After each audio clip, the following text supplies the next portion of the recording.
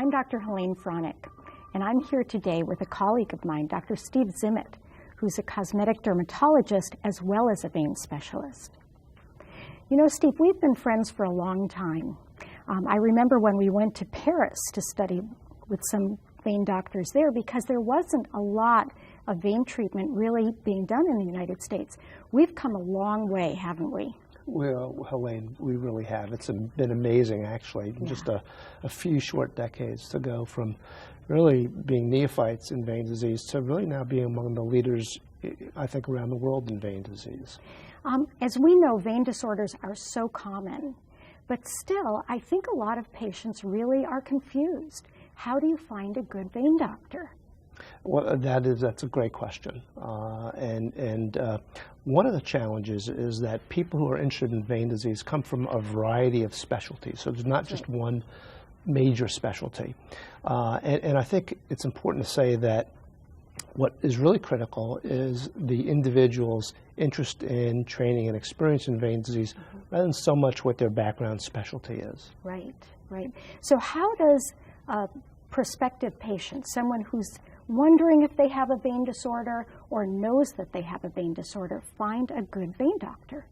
Well, I think there's a number of things that they want to ask and ascertain. One is the treatment of vein disease is a significant part of that person's practice. And so you could look at, do they offer more than one vein treatment? What's been their level of experience? How many years have they been treating vein disease? How many procedures do they do? Physicians who really have a true interest are usually going to be a member of one of the major vein societies, and that might be the American College of Phlebolology or the American Venous Forum, or two prominent vein societies that come to mind. Certainly another indication is going to be how often do they treat vein disease? How many patients do they treat?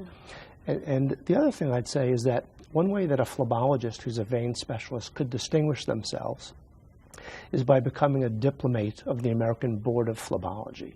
The American Board of Phlebology is a nonprofit specialty board that was started because, in fact, there is no one specialty training and certifying physicians in this area of disease. That's right.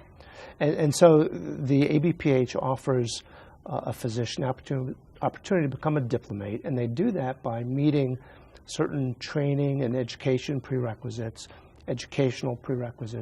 and then also passing a rigorous comprehensive exam. And so if somebody has taken that step to become a diplomat of the American Board of Phlebology, I think it certifies a true interest and expertise in the field. I remember when I applied to take my American Board of Phlebology exam, it was a pretty extensive application process.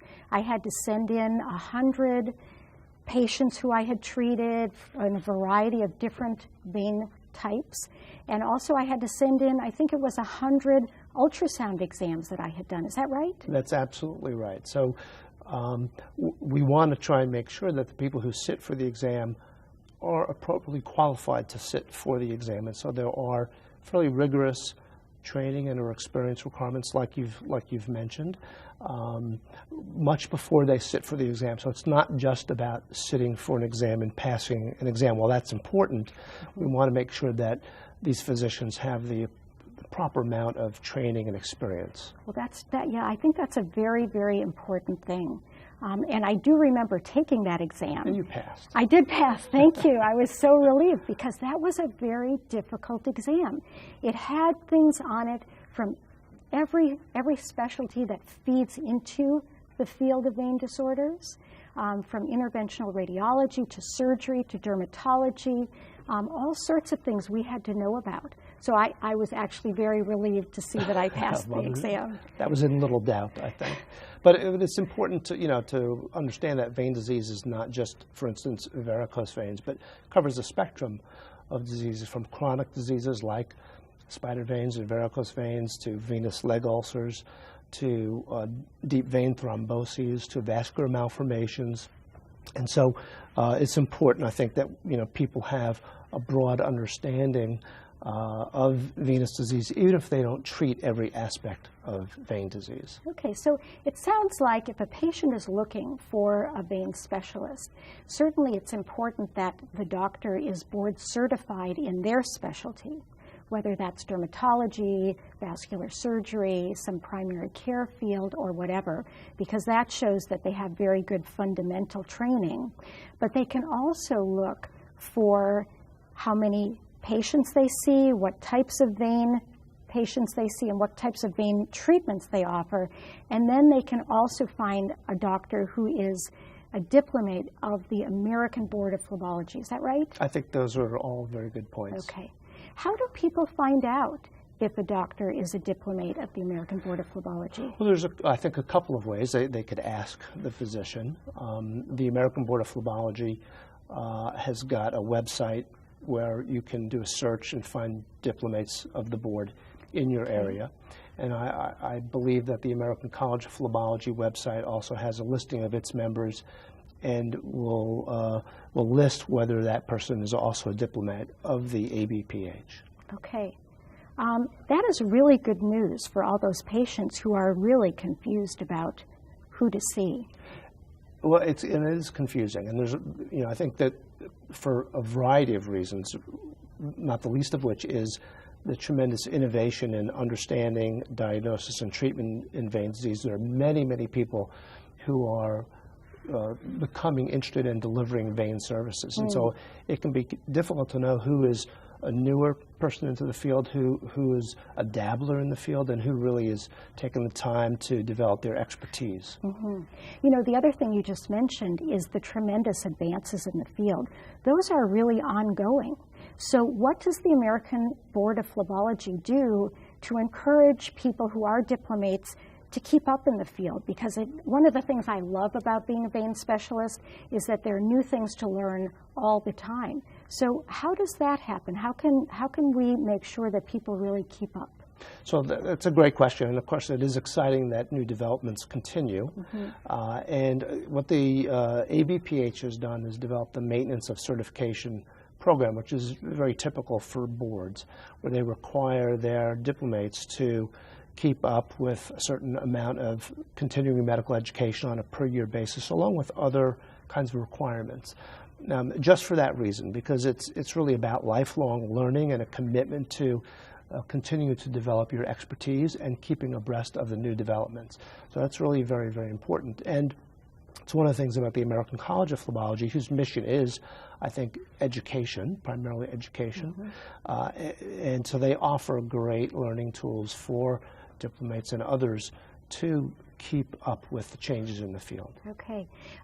I remember looking into the maintenance of certification program, and so it's attending programs about new things and ongoing developments. And it's also some sort of a project that a physician has to do to make sure that they're continuously trying to improve their practice. Is that right? Yes, there's several aspects to it. Some of it is attending educational meetings, but also they need to take a periodic exam to document that they've kept up with changes.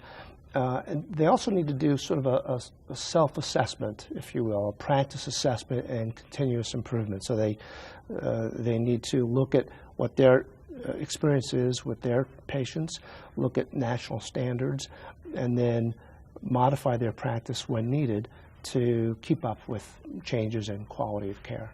Wow, that's a lot of things for doctors to do, isn't it? It is. But it really translates into better care. There are new things, as we've talked about, coming out all the time in this field. There's so much research being done, and I think it's really important for there to be some organization that helps doctors form a structure for really keeping up on things. Absolutely. I mean, I think that really the reason that the American Board of Phlebology came into existence was really to improve patient care. And we have that as our long-term as well as our short-term goal. Okay. Steve, I really want to thank you for coming in today. These are really great suggestions for people who really want to find the best vein doctor in their area. So thanks so much for taking the time to be with us Helane, today. it was a pleasure. Thank you so much.